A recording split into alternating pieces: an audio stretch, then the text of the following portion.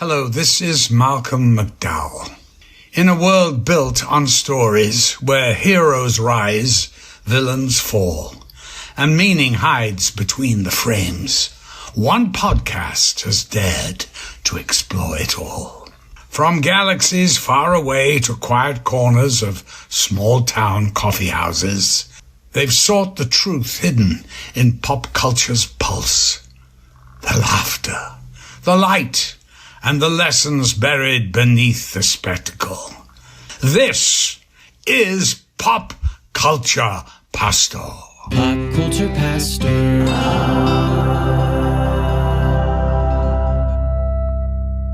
All right, Cody. Did you grow up playing ball with the kids? The Utes? The Utes, like you. Did you grow up in the same neighborhood your whole life? I don't even know. I lived in the same house until I was 20. Okay, so you were one of the hood kids.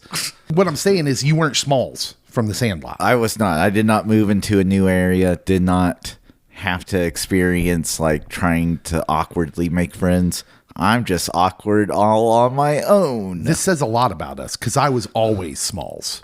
That was the story of my childhood. I was Smalls, and you were Benny the Jet. No, you were not Benny the Jet. You were like, yeah. You were probably yeah. Or, no, who was the weird guy that they never heard from again after Nom? Oh, now you're making me feel bad, especially since I'm wearing my Sandlot socks.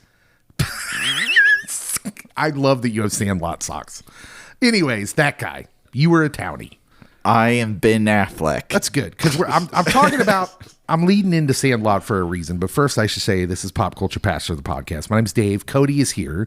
We're also joined by our friend Kiefer. Kiefer, hey. Hello. Now, hi. Kiefer, tell everyone who you are. What's up? I'm Kiefer. This is my third time on the podcast, and I'm a pop culture loving professor from Washington State, but I grew up in Kansas, and I spent most of my life in Kansas living in the hood, as it were, and playing Little League Baseball. Nice. I was Benny the Jet, but I believe him. I could have went pro, but I believe other Kiefer. decisions. Kiefer was friends with Buck O'Neill. Oh, yeah. Yep. Okay. When my parents and I we went and saw Buck get inducted into Cooperstown, he leaned over. You can't see it physically, but he leaned over. And he's like, "Kiefer, come on up here," and I did when I was like 7. Wow, that's a true story. Yeah, if anybody who ever actually met Buck O'Neill would say everybody was Buck's friend. That's true. That dude was real. That dude liked people. Yeah. He liked people. Anyways, that's an aside. But welcome. Kiefer is here to talk about the movie we're going to talk about later with us. But first, I talked about the Sandlot for a reason, because the Sandlot is reuniting. This is straight from people.com here, People Magazine. The Sandlot stars are reuniting with some of them in a comedy series, Dugout Dads, deadline announced. The characters in the comedy are original and not tied to the beloved film. So it's not necessarily a sequel, but the baseball themes, it's sort of like a pseudo sequel. Is that what they call it? Like a requel, like a reboot sequel. Yeah, where we're different characters, but essentially we're going to be the same characters. The Pit, the last. The Pit, it would be good because they literally couldn't. Yes, that was designed as a sequel. Yeah. Yes, Noah Wiley is a different doctor in a different town, but he's still Noah Wiley. Yeah. Sure, yeah. Here's the summary. After years of coaching Little League... Oh, no, this is what Patrick Renna said. Patrick Renna, who was the catcher. Ham. Mm-hmm. That's my socks, is Ham Porter socks. He said, after years of coaching Little League, I've witnessed some truly epic meltdowns. And it's always the adults... Mm-hmm. Ain't wrong. He said, I'd be lying if I said it was never me. I just knew those experiences had to become a show. So essentially, it's going to be a series about Little League and the chaos surrounding it. And frankly, you didn't even have to tell me it was the Sandlot guys. I'm there for the premise. Yeah. Because I am a fan of watching reels and TikToks and videos online of parents losing their stuff at youth games. I am not. It makes me angry. Oh, no, it does. It creates all the emotions in me. I just like that sort of thing. I don't need to feel that. The last episode is going to have a player having to secure their official birth certificate, and he's going to be like, try my real name, and it's going to be the Jet. And that's what's gonna link it back into sequel territory. That kid's too old. He's too old. That stuff's been around forever. I can remember hearing parents say that in Little League games when I was a kid. Yep. Well, how old is that kid? There's no way he's 10. Exactly. Some kids just grow early, And have mustaches better than me. Are you excited for a Sandlot reunion of sorts? I'm here for it. Like, I'm not putting the bar really high just because as time has gone on, I don't know if any of them are actually phenomenal actors. Mm-hmm. Just because I would presume that you would have seen them in a lot more stuff. Well, and it is noteworthy to note, like, the two guys who you would recognize as going on and doing things being Benny the Jet and the African-American kid. I forget his name because it's not in the article. They're just not mentioned. Denenzo. Kenny. Kenny. Denunez, right. They are not in this. So the two guys who actually had pedigree and went on and did other things in acting are not in this. It's like kind of all the other supporting guys. But Danielle Fishel is co-starring as Rena's wife. That's interesting. Yeah. So I don't know. We'll see. Could be a Boy Meets World crossover. Boy Meets World, Girl Meets World crossover. Yeah. Sabrina Carpenter. Sabrina's coming back. So apparently these guys are all still friends, which is kind of cool. They all still hang out. Rena says it's funny when it happens. I'll be with the other Sandlot guys. We'll be eating dinner, and it could be all 8 of us, and someone will recognize me, and then they'll even ask one of the other guys to take a photo, and I'll say to them, I don't think you want them on the other side of the camera, and they're like, why? And he's like, because they're all Sandlot guys. Like, they don't recognize the other guys, but Patrick Renna, who looks exactly the same. He really didn't change at all. No. But I think Patrick Renna's got some. I follow him on social media. He's a real creative dude. He's got some talent. Is Dennis Leary in this? I wish he was. But his character would be like 109. Spoiler alerts, James Earl Jones will not be in this. They could AI him. Well, Disney owns the rights to... Just like the Darth Vader AI Fortnite voice. He would be like 200 in this movie or in this show. That's okay. All right. I'm here for it. Well, Karen Allen is still around, so we could get her too, as Small's mom. I forgot about her. How could you forget about Karen Allen? Like, look at you millennials. You wear the socks, but you don't have the memory, Cody. This is not the first time that I will reference the age gap today. I'm guessing. Since the movie we're going to review has some definite dog whistles for my generation. You were there, Dave. I was there. In 1965 or wherever. No. Oh, okay. I was there in 1982. All right. Okay. All right. Do you guys want to play the movie game? Sure. Yes. All right. Kiefer does not know what the movie game is. And I gave him a bad, concise definition of the movie game. It wasn't bad. It just needed extra information that I'm about to deliver. Yeah. Okay. So the movie game, Kiefer, is in my hand. I'm holding 3 movie profiles, Rotten Tomato movie profiles. Okay. And there is a certified rotten one. There's a mediocre one. And then there is a certified fresh one. Okay. And you are going to get 5 flights to be able to solve it. Which would you like to solve? The fresh movie, the mediocre movie, or the rotten movie? Oh, I have to pick one? Yes. Oh, my God. You get to pick first, though, because you're the guest. I mean, yeah, I'm going to pick the fresh one since this is my first time. Okay. All right. So, Did you randomly draw these? Mm-hmm. Okay. Yep. So, the flight one, you're going to get the year and the critic score. This movie came out in 1999. And was 79% certified fresh, just barely. Is it The Matrix? It is not The Matrix. Okay. It's a great guess, though. Thank you. Second build actor Edward Norton. Oh. 79%, 1999. Fight Club? It is Fight Club. Right, Kiefer's a master. Let's go. Cody's in so much trouble. I am, because the fresh is my category.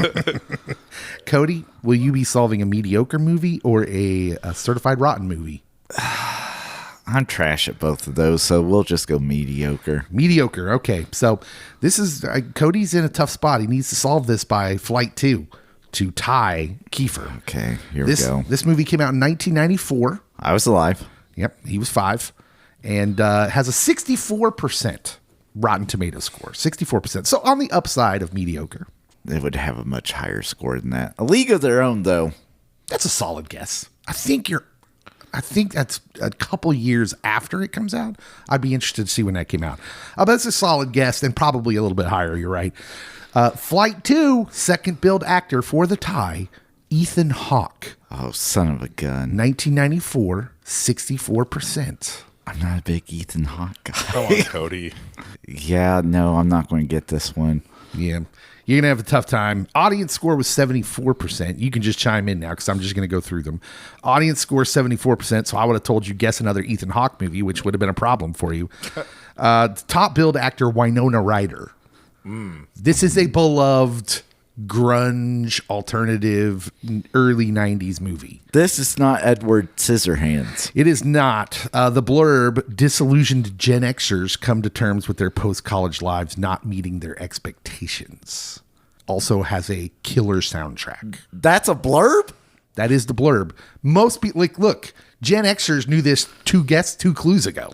I know. I know. What is it? It is Reality Bites. Yep. Nope. Reality Bites. Haven't even seen it. Never even heard of it. That's an 80s kid. I don't know. It must have been an indie darling. It turns out that might have been the perfect movie game clue to lead into this next discussion, because we are going to talk about the new Spielberg movie, Disclosure Day, in which I am guessing, and we're going to talk about this probably, is going to be somewhat divisive. I don't think so. Cody being contrarian to the end. We'll be back. Stick with us. Movie review coming up.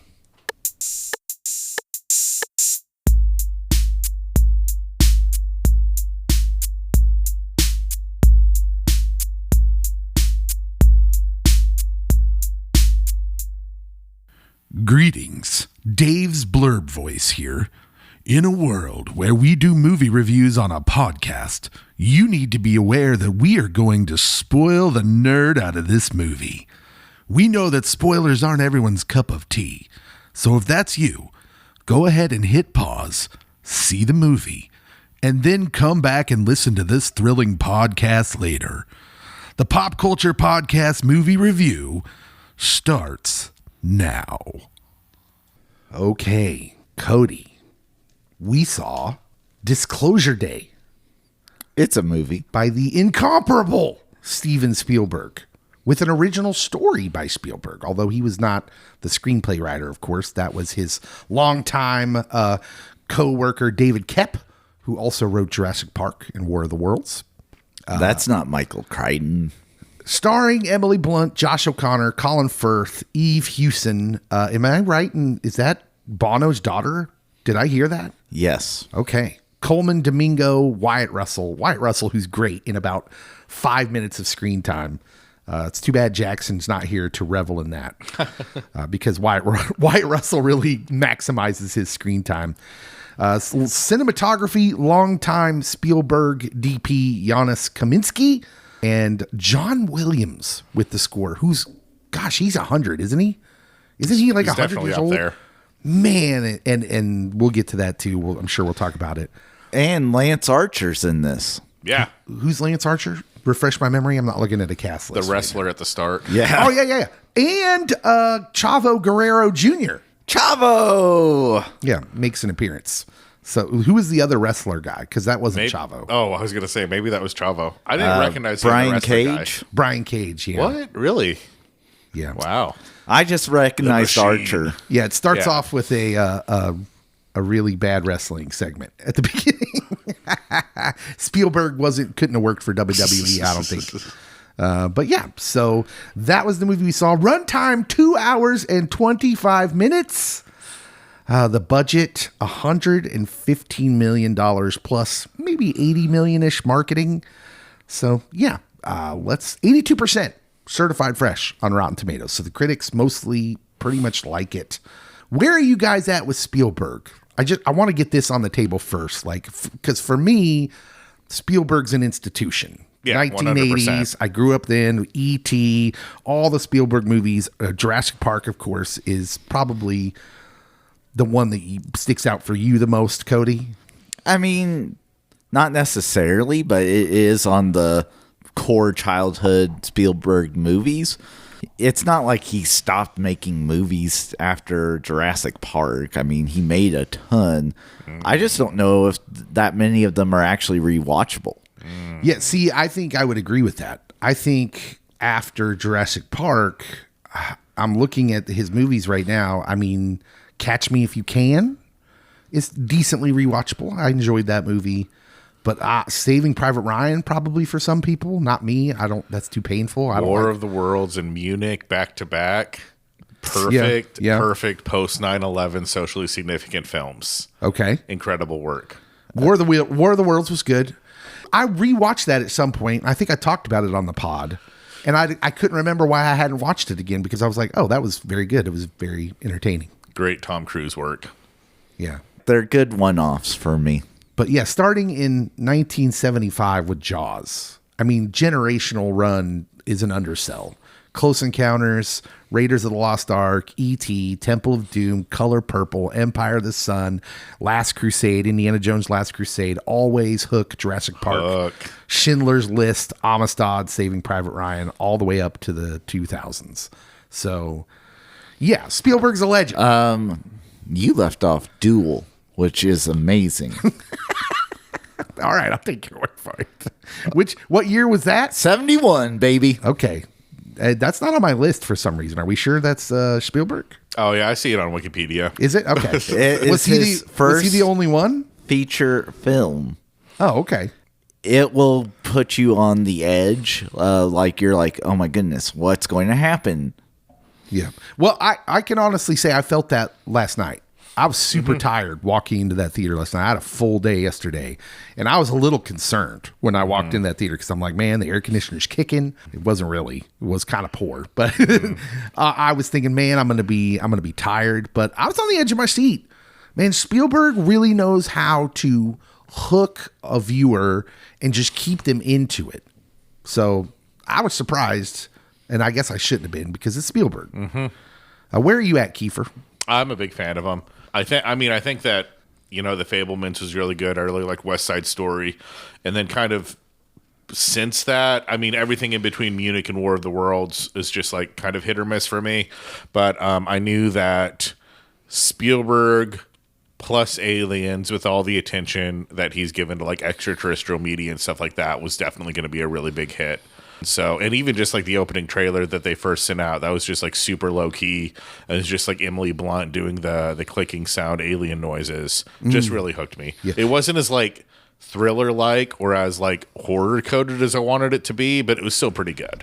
Yeah, let's talk about the timing for a second. It's very nice that Steven Spielberg met with 6 pastors out in the wilderness of Tennessee. Hard to know who is jumping on whose coattails here. I'm guessing it's the White House. I'm guessing they're the ones. They dropped more UFO files on the opening night yesterday. Like they just happened to drop some more on the same day. And they're the same type of videos that like you can tell they handpicked them to be like ones that would jive with what we see in the movie. I read an article this morning that was just like the beginning of the news report in the movie where these files dating back to 1947 till last year. And I'm just like, look at these guys. And so, yeah, it comes out at a nice time for the movie because interest is at an all-time high. I do like to think Steven Spielberg met with people within the government and is like, can you help a brother out? I had the thought at one point early on in this movie, I'm like, was the whole pastor meeting, was that a stunt by the movie company? Like, did they just dupe these pastors into giving them free advertising? That's my honest guess, because I'm still baffled and perplexed that A, someone from the government would actually meet with them, B, that pastors would go that route. But yeah, there was too much weirdness with it. Yeah. Yep. Okay. So yeah, that's the movie that comes out in all this context of what we're doing here. Box office Friday, very early projections, but I checked this morning. Friday comes in around 18.5 million, including 6.5 million it made on Thursday previews. So the 3-day domestic is now projected around 42.5 million. Now the trades are calling that ahead of expectations. But understand there's context and things that they're not telling you. It beats the expectations of the lowered 35 million estimate from earlier this week, because the original tracking a few weeks ago was 40 to 55 million. So like these movie companies, I don't know. It seems like some of them have some sort of grip on Variety and the trades, as they're called, to where they can work these. You see Disney do this a lot with the Marvel and the Star Wars, where they like kind of manipulate and massage the headlines. Yeah. When this movie comes out, all the horror genre films that are doing so well, and even horror adjacent, with Scary Movie like being a huge box office success, like it's in a weird time frame. I think if it was the only like major summer blockbuster, like it would be doing probably 60 to 70 million, but like there's other movies that are captivating the general viewing audience, and so it's like sliced up. Yeah, I got to think this is a disappointment the first weekend so far. Now granted, there's still another 2 days as we're recording this that it's going to make money, and so we'll see. It could go on a run, but I'm just imagining early summer. I don't know, man. But this is a movie that plans for a long window. Mm-hmm. So yes, we'll see. Certified fresh at 82% on Rotten Tomatoes, which is higher than Spielberg's War of the Worlds and AI. And so the budget math is really kind of the real story of all this. $115 million budget plus roughly 80 million in marketing means it would need to clear around 300 million worldwide to break even. I don't know. We'll see. I think it probably gets to that unless people just hate it. Word of mouth is going to be interesting here, because I think as we get into this, start talking to this, Cody already disagreed with this, but I think especially the ending is going to be somewhat divisive. It's theatrical only. Like I said, there's no streaming date announced, and they're not going to. They're leaving this smart. Yeah. They're giving Spielberg the old Spielberg window, which is we're just going to let this sit in the theaters for as long as we can do it. So he's the most famous director alive. It still commands that kind of run. Shocking Chris Nolan slander. Martin Scorsese. Chris Nolan would agree with that take. I don't know. You don't think Chris Nolan has respect for Steven Spielberg? You don't think Chris Nolan's humble? I think Chris Nolan... Scorsese, probably not. Our friend Marty. Lucas is also still alive. He just isn't making things. I mean... I'm mad at Lucas because I read something the other day where Lucas was like the driving force to include aliens in the Kingdom of the Crystal Skull. I believe it. Like Spielberg talked about it recently because he's doing a movie about aliens, and he said Lucas was the guy. And now I want to be like, George, doggone it. Great idea, guy. Needed an editor. Tell me you don't understand why people liked Indiana Jones movies without telling me. You know what I think would be really good here, Steven, in this Indiana Jones movie is aliens. Get out of here, George. Come on. Not everything's about aliens, Cody.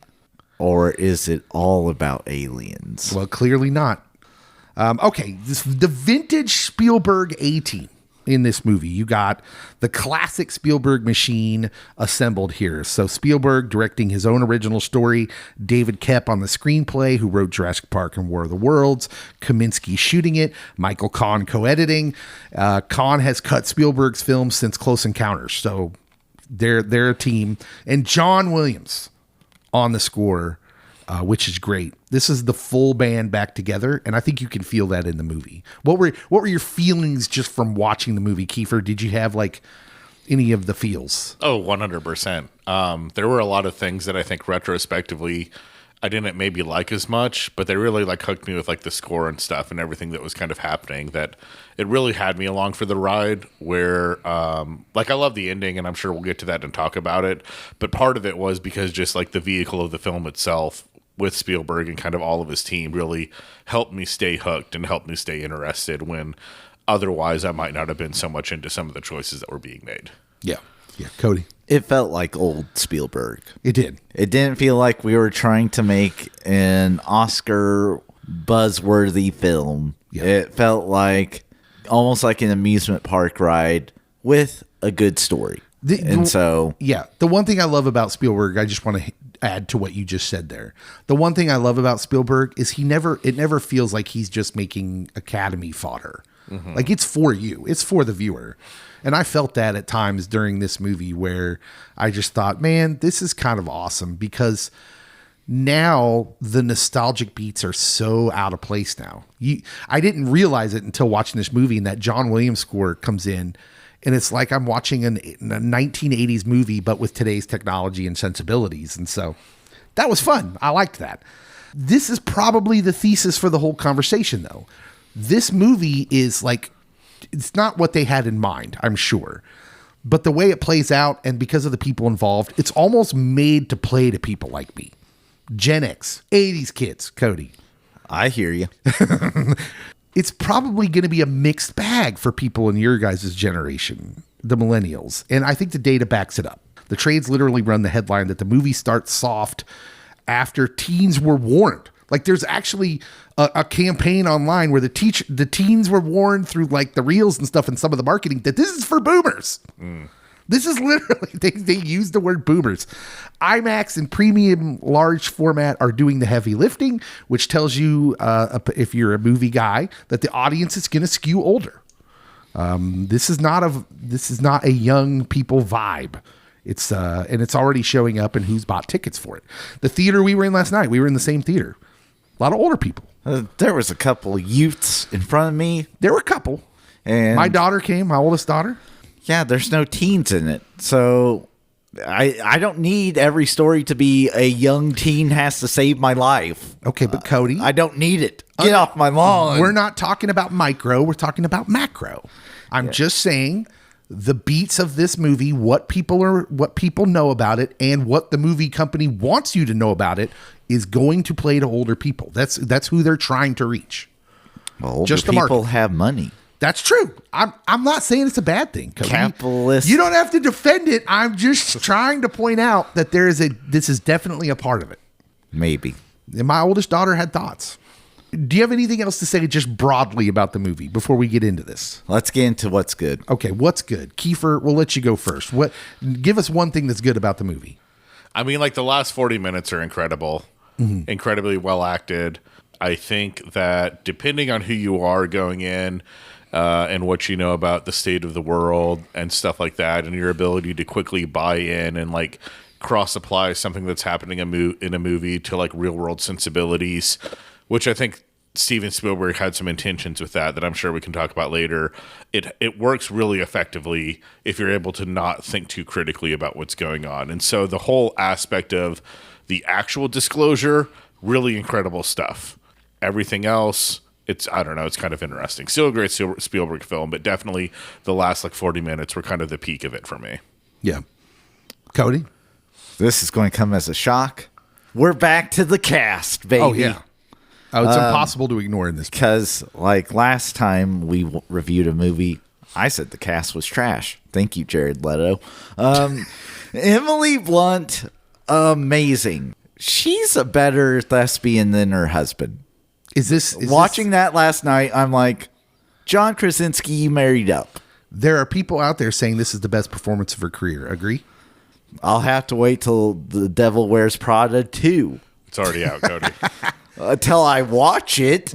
I haven't seen it. You really think that's going to coax the best performance of her career?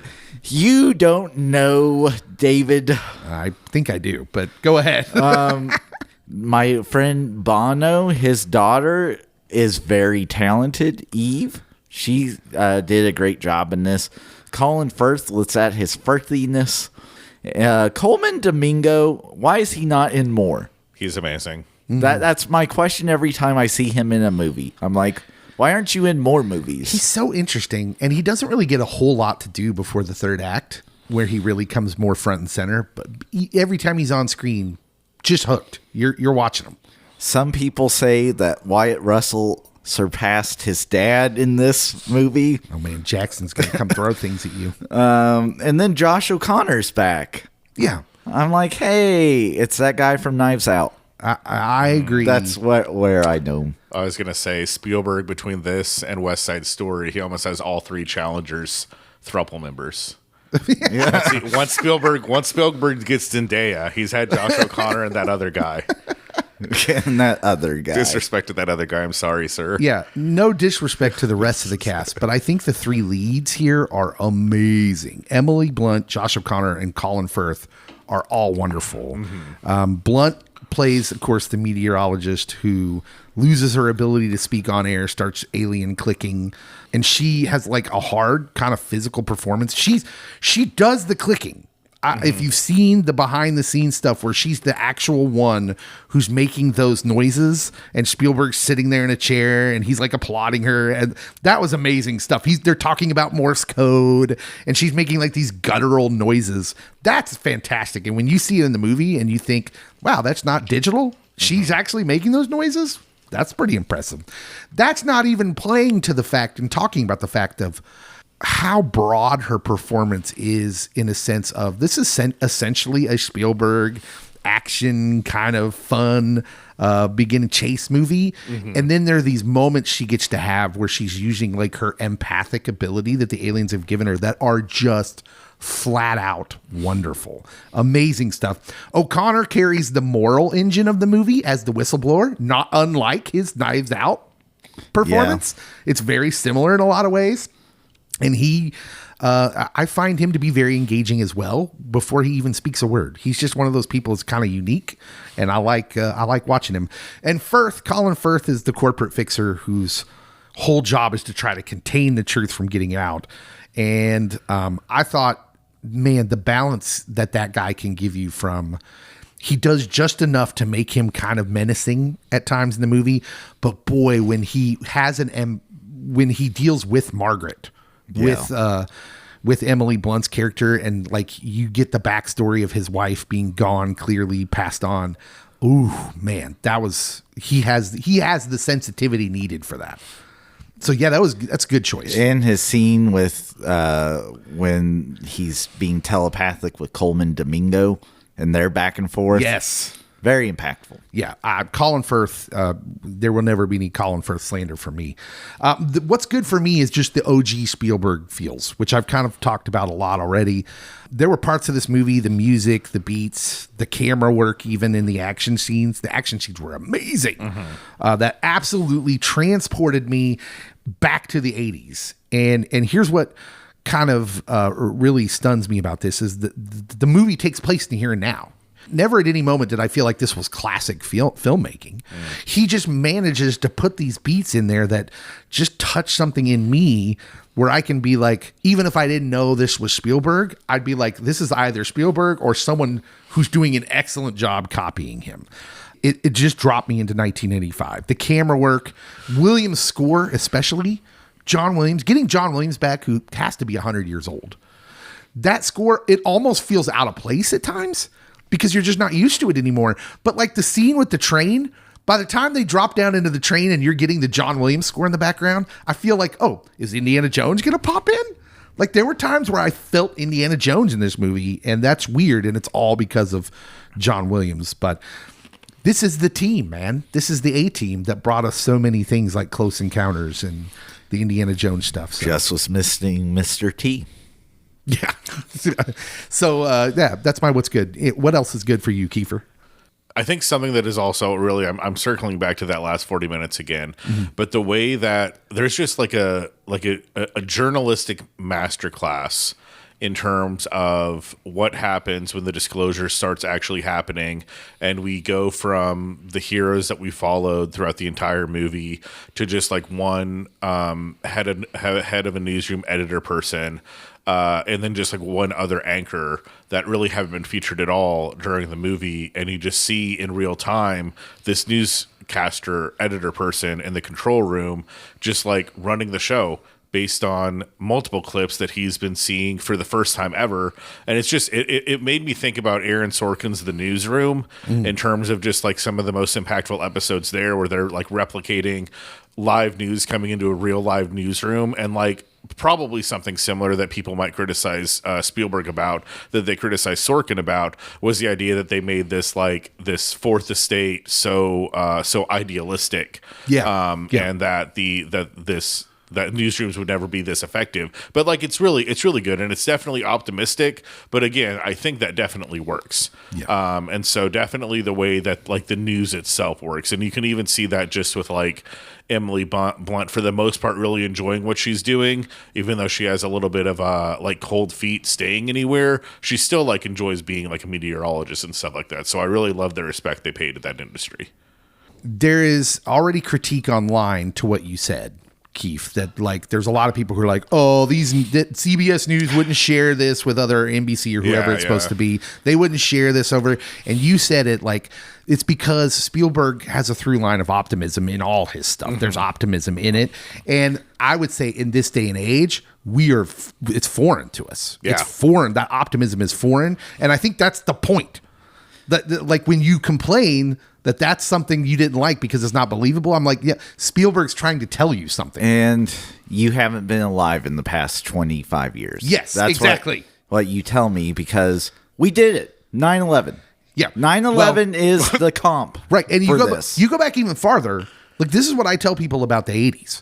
It's like, I think young people think we just didn't have problems like we do now. Like, well, you guys just trusted your government. No, but listen, all these problems were present in the past, and we were aware of them, and we would speak on them if we needed to. We would speak on it. The problem is like there was an optimism back then that we don't have now. There's a cynicism present now that was not present back then. And I think a lot of it has to do with, of course, the times. But I think a lot of it has to do with the internet. The internet, I believe, is a poison for our attitude and our view of the world, our worldview. Because I don't think the world is either as good or as bad as the internet would like to tell you. Well, train wrecks are hard to turn away from, Dave. That is true. That's a part of all that. So, yeah. Cody, what else is good? The character of the nun. Like, yeah. I was so ticked with Eve's character, Jane, for most of this movie until she talks to the nun on the phone, and I'm like, thank goodness there's someone that's rational. Actress Elizabeth Marvel, who's recognizable. Yes, because we have a comp for her line of logic, and it happened like in the 1500s. Copernicus. Mm-hmm. We used to think we were in an Earth-centric galaxy. Shockers, we are not.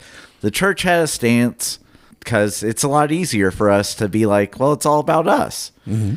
But then rationally, it's like, well, the Bible doesn't say it's all about us. Mm-hmm.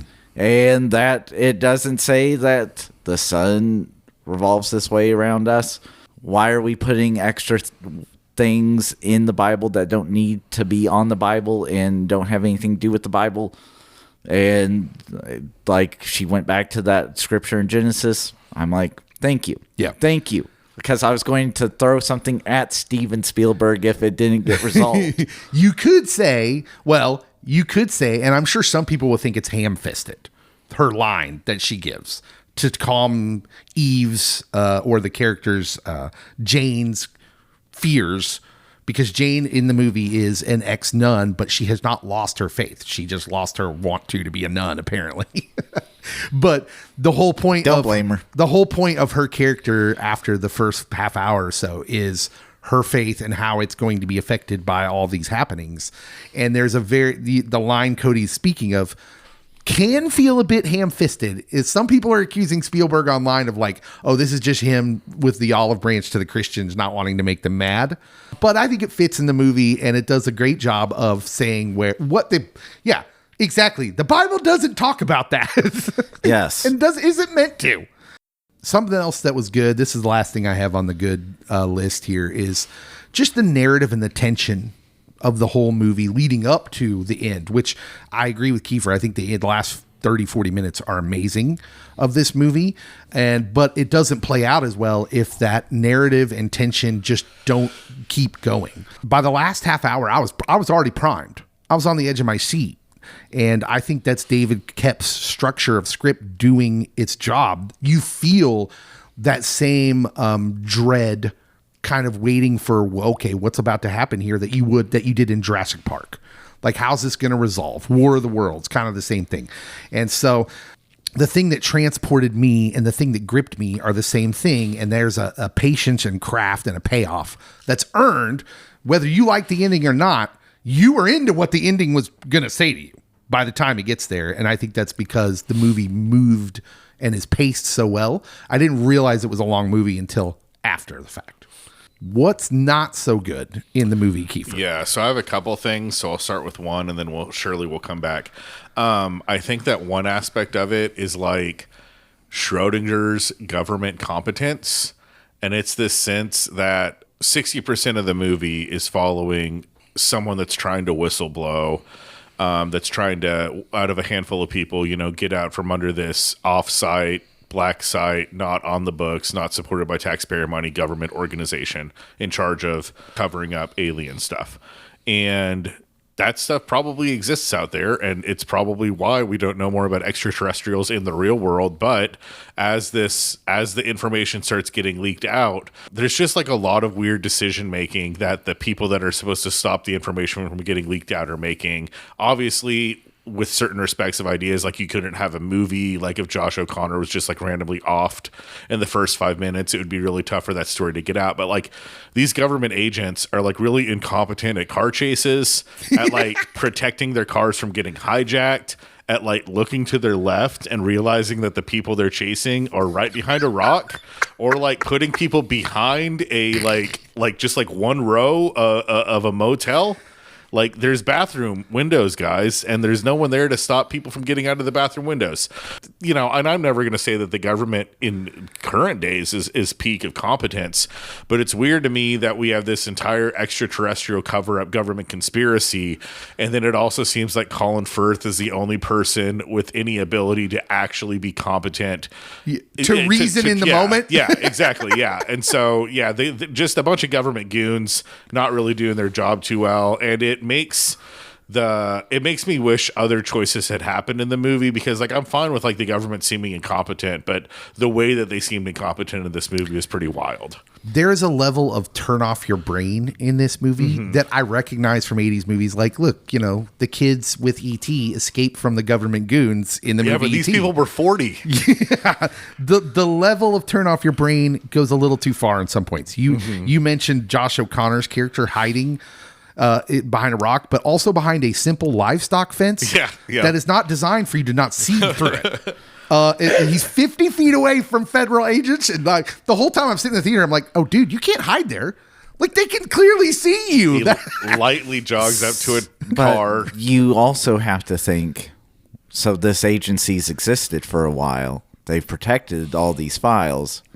This is the first time we've had a major escape of files. Okay, so they're untested. They're untested, and they're usually not dealing with people.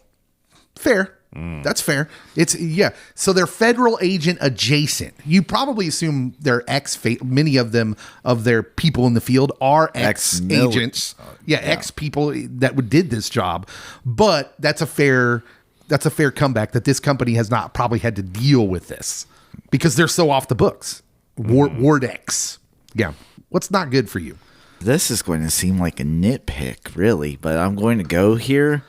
So the lady that gets interrupted while she's talking about World War III or whatever's happening behind the story, and is like the news lady. Yeah. And we're now breaking to the aliens, and this is the first I'm seeing of it, and she starts crying.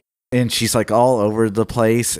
If there's not a level of journalistic integrity and calmness, then I'm like, we have backslidden quite a bit as a society. Because she's like, oh, this is going to change everyone's lives. And I'm like, but how and why? And because she also presumes, in which the movie presumes, that this species is far more advanced than us, in which you listen to Neil deGrasse Tyson talk. If a species, an alien race gets to us, they have to be more advanced than us because they got to us.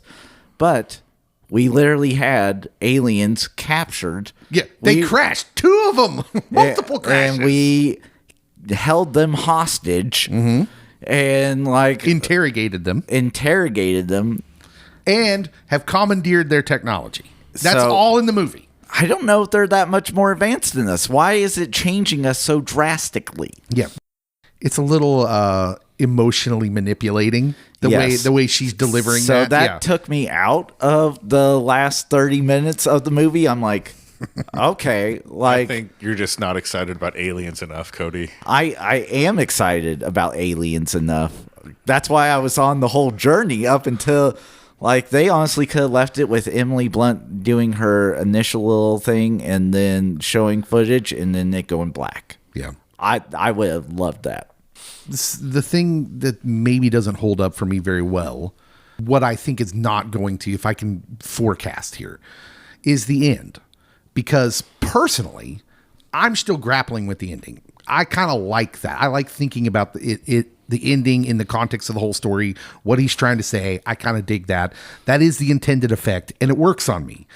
But I'm also aware that some people are not going to be fond of it. People like my wife, people who hated the end of Lost. Okay, they're going to hate the end of this movie. Now, times change, so do tastes.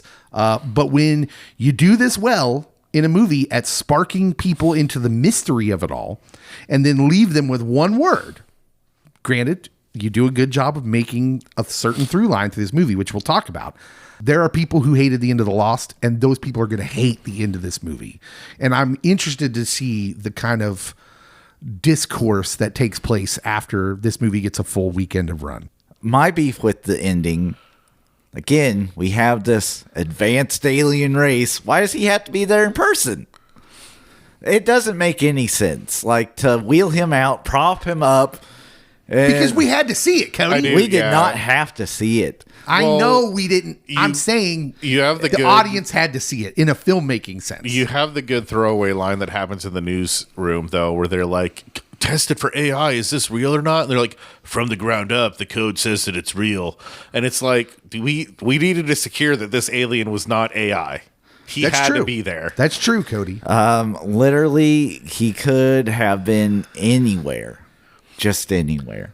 All right. I don't know if he needed to be right next to Emily Blunt's face. I believe, and clicking in that dude's ear.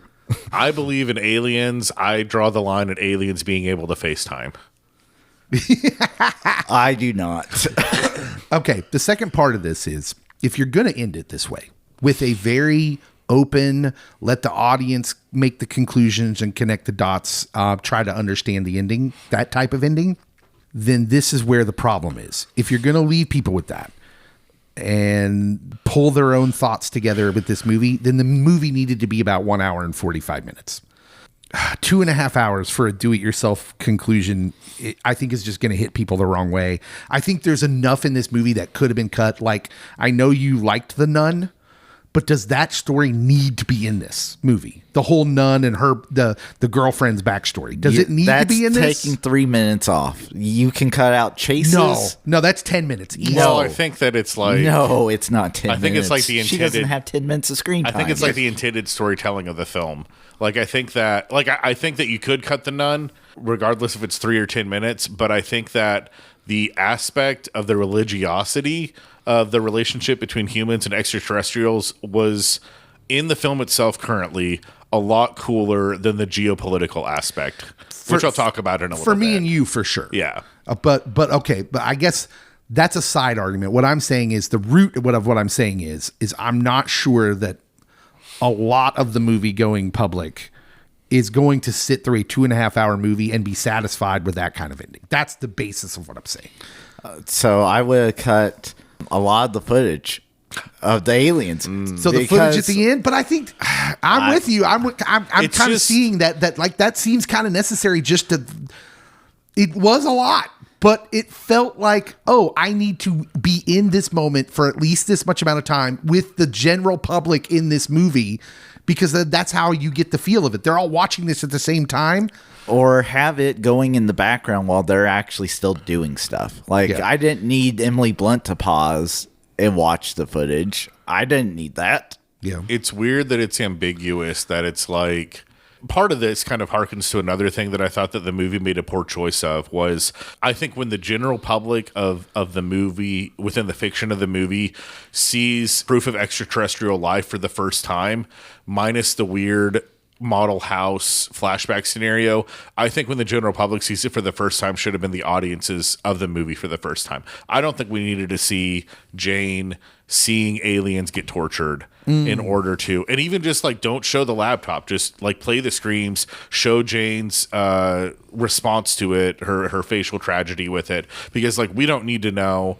Like, we know within the context of the film aliens probably exist, but we don't need to have that like really amazing, oh, here's a secret government file on this situation. I don't think we need that until we see the end. But in concert with that is the idea that, Dave, I think you make a really good point, that it's way too ambiguous of an ending in a films making world where they clearly want us to watch 20 minutes of alien clips to prove the aliens are like, hey, we exist.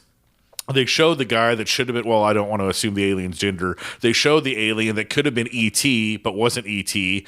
getting up out of their chair and talking to Emily Blunt and Josh O'Connor, something that we don't hear, like lost in translation. And then we end it with Emily Blunt saying, listen. And it's like, what was the alien's message actually going to be? To Kiefer's point, we live in a world where it's confirmed that Netflix actually does with its movies say, hey, you need to make this for people with goldfish awareness and memory. Yep.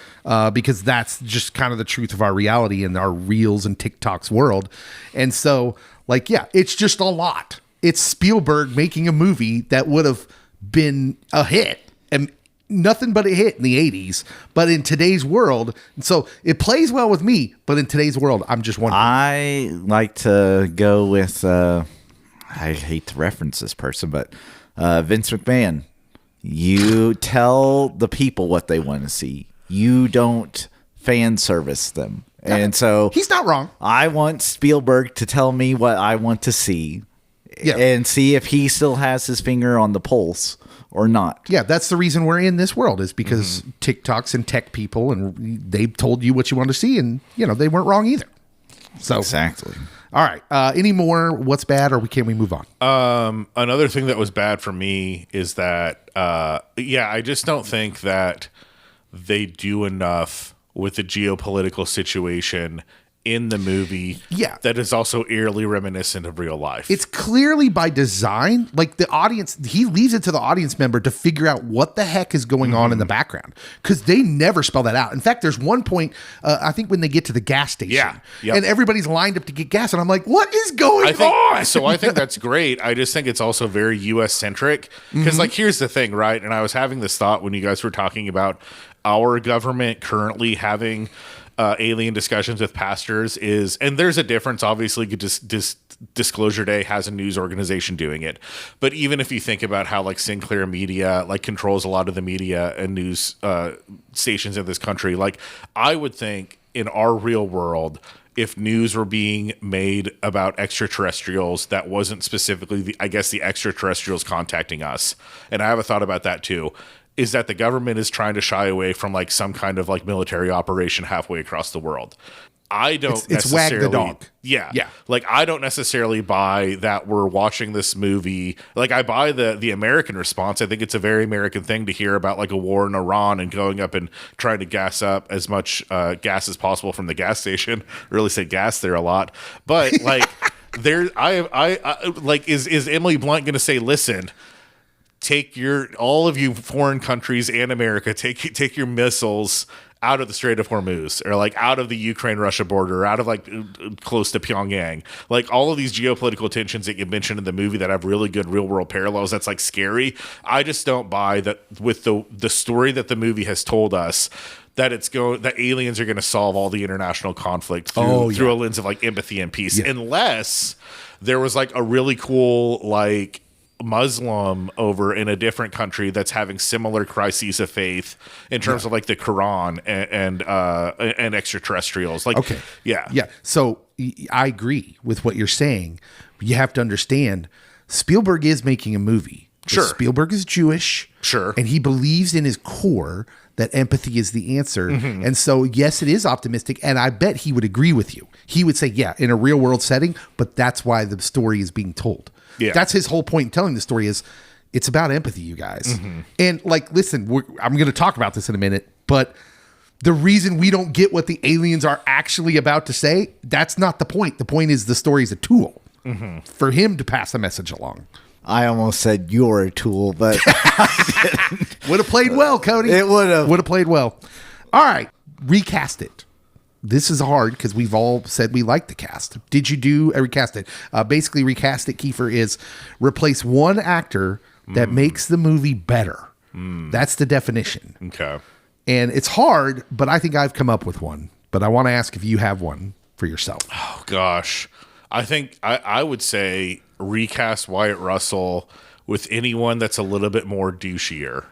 Like Wyatt, he's so likable. Wyatt Russell's cool and great, but it took me probably too long for me to be like, oh, this is your awful sci-fi husband boyfriend trope. Like, you could have given him Christian from Midsummer. You could have gotten the guy from Obsession. Like, you could that'd be a weird back to back, but like a Justin Long or something like that, where you kind of know this is a red flag guy from the start. Of course, he's going to abandon her halfway through her journey. Seth Rogen. Yeah, he's gonna turn her in. Yep. Yeah. Cody, that's a great pick. I'm recasting Lance Archer. Lance Archer. Now, who's Lance Archer? He was one of the wrestlers. One of the wrestler at the beginning. Okay. Yeah. You know what? I really wanted Luchasaurus in that role. This makes the movie better. How? The wrestling's a little bit better. Yeah, the wrestling was a little weak. It was like Spielberg directing WWE. Didn't work. Otherwise, we could have got Will Ospreay, but that might have made the wrestling too good, and then I would not have wanted to watch the rest of the movie. Yeah, there's a key part of the movie where Josh O'Connor does not stand up twice during a wrestling match, and Will Ospreay would have gotten Josh O'Connor to stand up. Yes. Where I think Luchasaurus would have made the wrestling better, but I don't know if he would have stood up for him. So... Yeah. He just has a really cool mask. Gotta be good, but not too good. Yes. Nice pick. First, to be clear, before I tell you my pick, I love Colin Firth in this movie. He's fantastic. The way he can be the antagonist of the story and still have moments where he taps into this like deeply emotional, sensitive part of his character's backstory. I think only he can do that well.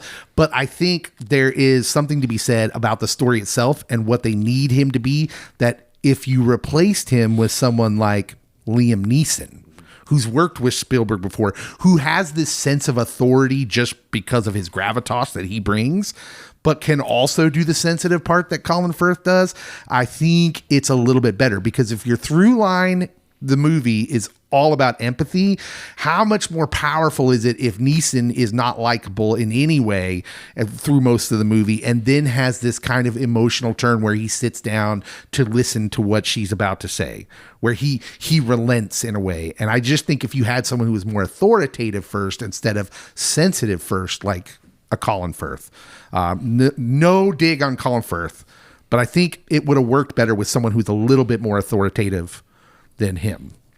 Liam Neeson. So, but also would have cost you a little bit more dollars. I don't know if Liam Neeson's demanding those dollars. Yeah, I think you say that there's a lot of ice involved, and Liam Neeson's going to get out there in the snow. All of his, like, have you seen those? He has three revenge thriller snow movies. I think you put this movie in the snow, Liam Neeson's there for half a paycheck. Yeah. Fair point. Okay, deeper themes. We've been all over this. It's pretty simple. The story Spielberg is telling is anchored in it. The idea is empathy as something humanity is losing. And the movie implies, and the aliens straight up say it, that the message is the loss of empathy will doom us to destruction. That's the entire point of the film. And it is timely. It's prescient. We've doubled down on anger and judgment in our culture, and understanding has become an afterthought. If it comes up at all. And so Spielberg made a whole alien movie to just say that out loud. He's just saying that out loud. Margaret Fairchild is like kind of the model that we're supposed to like, oh, okay. This is a good thing. The aliens give her the power to know people's feelings and memories. She uses it to her advantage in the plot, but never at the expense of the person she's using it against. It's always to their benefit, which is empathy at large. So she's invading their mind in a way, but we can do that when they invite us in. When we show people that we care, they will invite us into their lives, and we can be helpful in that way. We've lost the idea of compassion in a way, where like the original base definition of compassion, which is just to walk with someone as they go through their suffering. You don't have to do anything. You just got to be there with them, live life with them, do life with them. And that somehow helps. The ancient Greeks understood that. Philosophy understands that there's something about someone just being with you in times of trouble. We would say someone's shoulder to lean on. That's a saying that is describing what compassion means just by being there. And so it all ties together in the end when Margaret begins to deliver the message, which we've talked about, and the audience only gets to hear the first word, listen. That's it, because that's the beginning of empathy. You can't understand anyone until you try to listen to them. Really try, not just I'm thinking about what I'm going to say next, how I'm going to rebut this. So you cannot love your neighbor if you refuse to hear them. So that's it. That's the deep theme, and it's not even that deep. You don't have to dig very deep. It's what the whole movie's about. Yes, the whole movie is definitely about empathy. When she said, listen, my mind went to the Shema.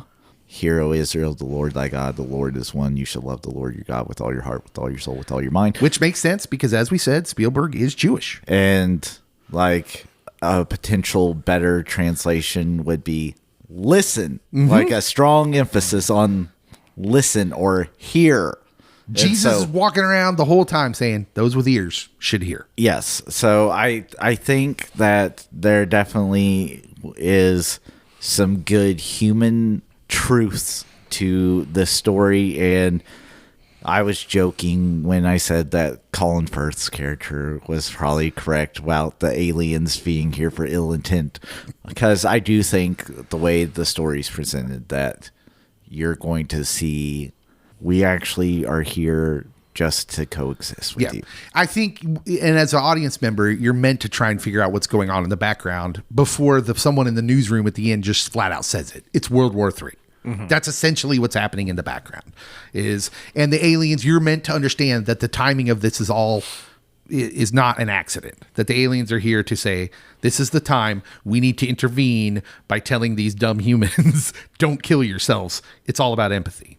Yeah. Kiefer, what do you think? I think that there's also a really good optimistic lean that this movie has that honestly, I think that this could be a good, like, I always think about writing about like double header movies that would jive really well together. And I think that this and like Munich would go really well together. Like they're both Spielberg movies, but there's like a pessimism that exists within Munich that doesn't exist in this movie. And I think that that's really cool because I think that the state of the world in terms of like what was happening before Munich got written and directed.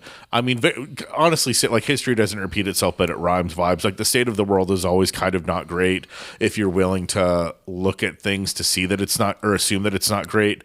But I think that there's a good optimism to it. And I think that the empathy and the kindness messaging of the movie is really, really important. I think that a lot of my criticisms about how they talk about the geopolitical stakes of the movie doesn't necessarily have to do maybe with the story that they were even trying to tell. Yeah. Because there's also an underlying current that like, if America and the United States federal government were more empathic, we would probably have a lot of like foreign policy solved.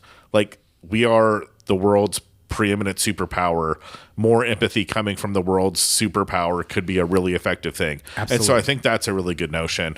I think the other thing that's missing, whereas like I like the empathy aspect of it, I think what I needed out of the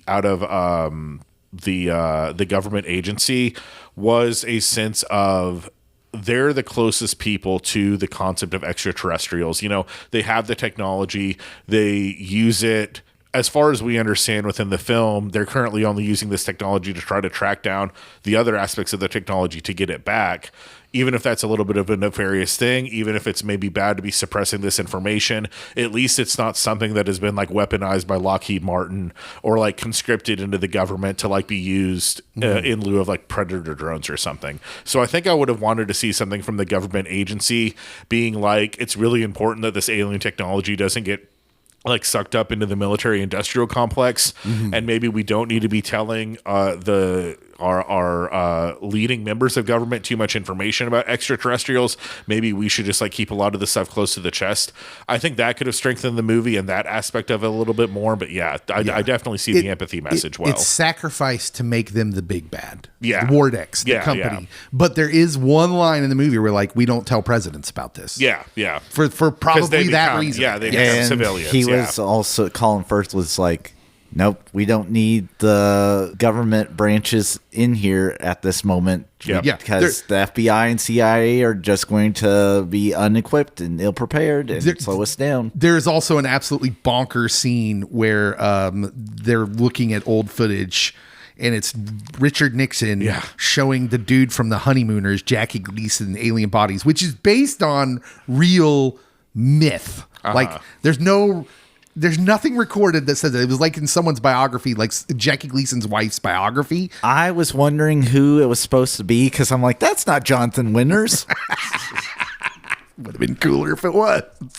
All right, Keith, who's your winner of the movie? Who wins this movie? People that believe that extraterrestrials exist. Okay. Yeah. I think that's the biggest thing that I think will make this movie better in general, is that I think people are really feeding for seeing that realistic take on things, and they could, like, obviously, it's a movie, and like, I think that they're really going to enjoy those last 40 minutes. Yeah.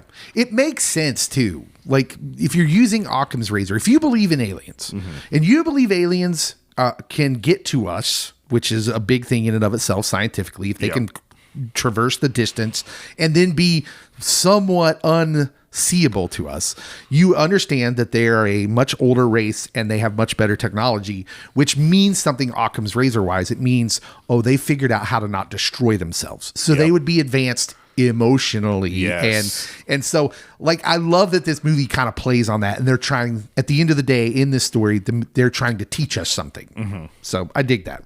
Cody, who's the winner of the movie? The fans of a certain John Williams. Oh man, this might, I don't know how much more he's going to make music, but him orchestrating this and making this, that's a treat. So don't take it for granted. Imagine being near 100 years old and still doing that work and doing it in a masterful way where there's nothing in here, because it's not that kind of movie. There's nothing in here that's a hook. Like Indiana Jones, Superman. There's nothing in there that's that hook, but you can just tell it's him, and it just works. It just works. My winner of the movie is Emily Blunt. Thank you. She cannot be ignored. She's the anchor of the whole movie. She's carrying the hardest assignment in it. For stretches, Blunt acts without like dialogue per se, or dialogue that makes sense to people, which means that the empathy through line of the entire film is kind of riding with her. And she makes the power essentially in the early part feel like a burden until it starts to feel like a gift. When she makes that switch and starts using it to help people but also aid their escape, that's such an effective scene. It's wonderful. And she sells that so well. So the whole thematic weight of the film, I feel like, kind of rests on her. I think there are critics out there saying this is her best performance, and I don't see why you wouldn't label it as that. I thought she was great. Kiefer, who's the loser? Wyatt Russell. Loser of the movie? Yeah, 100%. You didn't even let me get it out. No, I know. I've been sitting on this for a while. You're telling me that your significant other is Emily Blunt. Clearly, she's making the money in the family because she's the one discussing about moving places. You play like 3 instruments. No, he says he's been working as a DJ at one point in the movie. Yeah.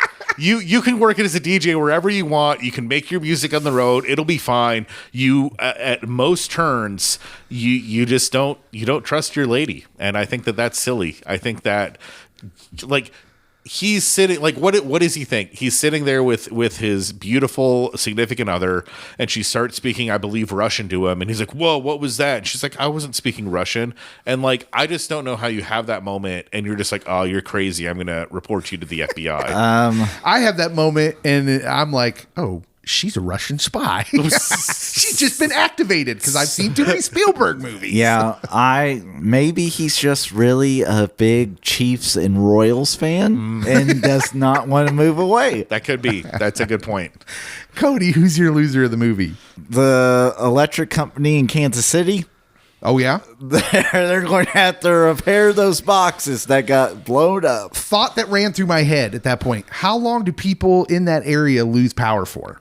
Oh, because they blow up like the boxes. Yeah, they have to bring in all new stuff. Like, we talking about a week? It's downtown Kansas City without power for a week? Because that might be a problem. It's just the lights district at that point. There's no power and lights. No power. My loser of the movie is a guy named Henry Lloyd Hughes. Whoa, not Henry. Yeah, you probably don't know him, but he's the dude who gets the villain turn in like the last act of the movie. For most of the movie, he's just this nameless henchman in the government or the organization Wardex. He ends up the loser of the movie because he apparently has no empathy to give. For some reason, the narrative gives us nothing on why he's seemingly the only one who is uncharmed and unaffected by Margaret's empathizing power. Everyone else she touches, she reaches. He's the exception. And I think it's just because the movie demands it. There has to be some dude shooting guns at them while they're running away. I'm betting that the explanation ended up on the cutting room floor. Because this movie is so long, it sort of makes me think I just don't believe that this team had no reasoning why that dude is unturnable.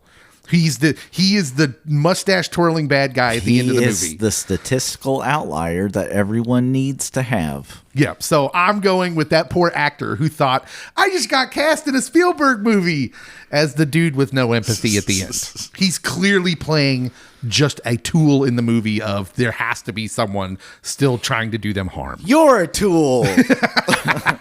That time it felt more appropriate. All right, Kiefer, how many Cardinals out of 10 are we giving this movie? I think that betrays the Kansas City of it all. How many fountains? Out of 10, I think like an 8.5. Yeah. 8.5 fountains. You out like of 10. it. Yeah, You like definitely, this movie, definitely. Yeah, Cody? Cody, not a fan. I'm at 9.5. Oh, you were a fan. I told you. Whoa. We were not going to be contrarian on this. How does anything you've said, though, reflect I had no qualms with it, except if you're going to cut out Cody a loves bunch aliens of too the much. alien footage. Show me just a little bit. I don't need all He of doesn't it. need to see everything. And cut out a little bit of the chases, and we're down to about 2 hours, and then it's a perfect film. Okay. I like this movie. I liked it. I think... Kiefer was the one that was contrary in this episode. No, I'm going to rate it the lowest of anybody, and I thought I would be one of the higher ones. Whoa. I'm going to give it a 7.5. Whoa! This might be Steven Spielberg's most rewatchable thing since Jurassic Park. Oh, it's not true. I don't think. Come on, man. That's like No, that's extreme. tell me. War of the Worlds is, War of the Worlds. rewatchable. Munich. Even Catch Me If You Can is rewatchable. Catch Me If You Can sucks eggs compared to this. Well, okay. And I have met Frank Abagnale Jr., who it's based off of. I don't know what that has to do with anything. I'm telling you, like, the story's okay. It's Cody's not met DiCaprio's. aliens, and that's why he would trust this film. That's how empathic Cody is. I don't need to see the clips. I believe you. Look, if 5 is mediocre, 7.5 is I'm good. listening. I can't believe I have to defend this. You do, and I thought you were a Gen Xer. It's a good movie. I think the end, honestly, I think the context of our film watching world now and the end is a problem. I think it's a problem. I personally love it, but I'm trying to be contextual. Makes me sick. All right. What did you guys think of Disclosure Day? Tell us what you agree with, what you disagree with, and how obnoxious Cody is being. Put that all on the social media posts. Make sure to subscribe and all that. And hey, you should check out our link tree posted in our bio because we have a swag store with cool stickers and t-shirts. And you should check that out because that money helps us get to Comic Cons and see all of you. Such as big ones on the West Coast. Not going to mention any names. If someone has an in with San Diego Comic Con, let us know. We'll see you next week.